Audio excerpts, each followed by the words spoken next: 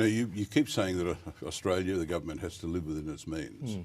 So how do you reconcile that with the submarine decision the other day, where the government has agreed to pay $35 billion in today's dollars for 12 French submarines, when they could have got 12 German submarines for maximum of $20 billion? Well, you're not a National Security Committee, Laurie. I am, and I'm aware of what the numbers. I am on that committee, and can I tell you what this defence decision is? Of course, it provides for our long-term defence needs and interests, but economically, as the Treasurer, what it means is by building these submarines in Australia, we are enabling a transformation of our defence industries. The German submarines were to be built here as well. In fact, the Germans want to build all 12 here. The French want to build 2 in Paris, in France. And that's not what will happen. That's not what will happen. But why pick the vastly more expensive one if we're living within our means? That was the unequivocal recommendation of those who ran a meticulous process, which was overseen not just by those peer-reviewed here in Australia, but some of the defence minds in the world. So there'll be lots of commentators. Shock horror. Bureaucrats want to spend a lot of money. No, you're Laurie, saying that we should live within our means. What I'm saying is we're going to invest in Australian jobs. We're going to invest in Australian industry. Jobs either way.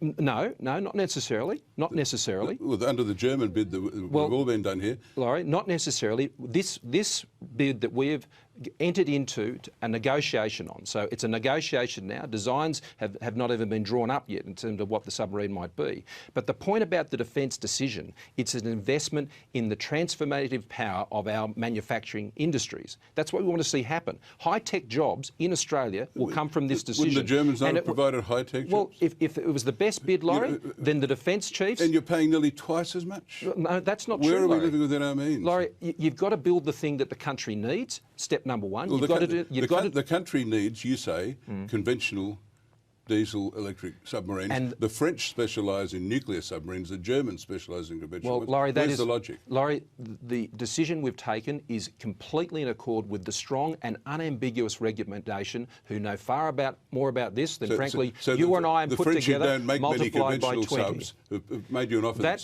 for subs that are twice as good, you think? It meets the requirements more than any other bid. And it's vastly expensive. And it invests in Australian jobs, high-tech jobs, for decades to come. So does the German. And that's what we're investing in. Now, if the other bid was a better bid, then that would be the bid they recommended. But it wasn't, Laurie. You're suggesting that we should have gone against the advice what I'm saying to you is people in the who field have gone through this from top to bottom over months and months and months, and they've come up with a clear recommendation which is understood and supported by peers both here and overseas.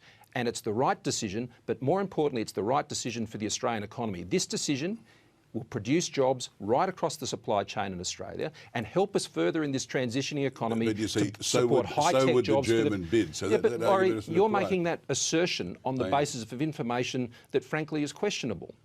Well, it's the bid that the Germans provided you. Which was not assessed as the best bid by people who know what they're doing, I've spoken to since you made the decision are quite frankly bamboozled. Some of them say it's going to be another fiasco. And there is a suspicion now that people in defence ultimately want to transfer to nuclear subs, which is why they've gone with the French model. Well, that is not the decision of the government. The bid that the government has agreed to now negotiated on was the unequivocal recommendation, daylight second, when it came to the needs and what we needed for our defence industries. So it's worth paying twice as much for the French sub? The bid that was put to us was the bid that was universally recommended by those who were tasked to do the technical work on working out what the best submarine was for Australia. Now, as Treasurer, the best decision was to have those built here in Australia. So that decision is about high-tech jobs, not just in South Australia, but right across the supply chain. And you add that to what we've done on the frigates, you add that to what we've done on the Pacific patrol boats.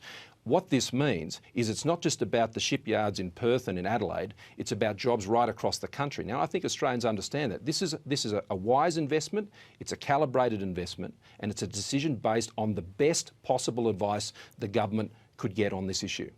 OK, well, let's hope it's not a fiasco. We thank you. Thanks a lot, Laurie. Good to be with you.